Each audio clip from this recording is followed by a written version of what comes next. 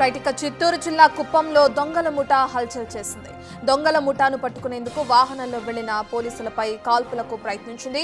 దీన్ని సీరియస్ గా తీసుకున్న పోలీసులు డీఎస్పీ పార్థసారథి ఆధ్వర్యంలో స్పెషల్ టీమ్స్ ఏర్పాటు చేశారు. ఇక బేవనపల్లి అలాగే పరసముద్రం సమీప గ్రామాల్లో డ్రోన్లతో గాలిస్తున్నారు.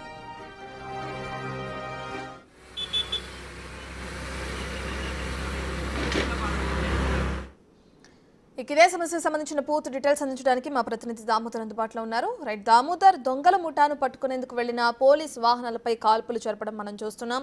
మరి పోలీసుల విచారణ ఎక్కడి వరకు వచ్చింది దీనికి సంబంధించి?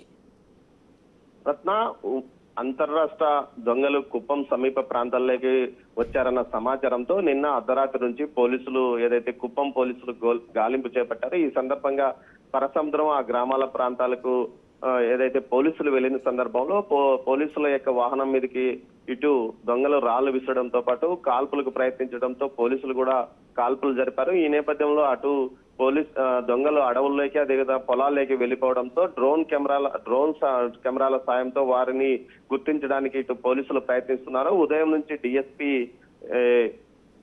పార్థసారథితో పాటు రూరల్ సిఐ మహేష్ యాదవ్ వీరంతా కలిసి సమీప గ్రామాల ప్రాంతాల్లో ఆ 3 గ్రామాల ప్రాంతాల్లో పూర్తి స్థాయిలో విస్తృతంగా గాలింపు చర్యలు చేపడుతున్నారు. ఓవైపు ఇటు తనిఖీలు నిర్వహిస్తూనే మరోవైపు డ్రోన్ ద్వారా వారు ఎక్కడైనా దాక్కున్నారా చెట్ల మధ్యలో అన్న విషయాన్ని కూడా వాళ్ళు గుర్తించడానికి డ్రోన్స్ ఎగరేశారు.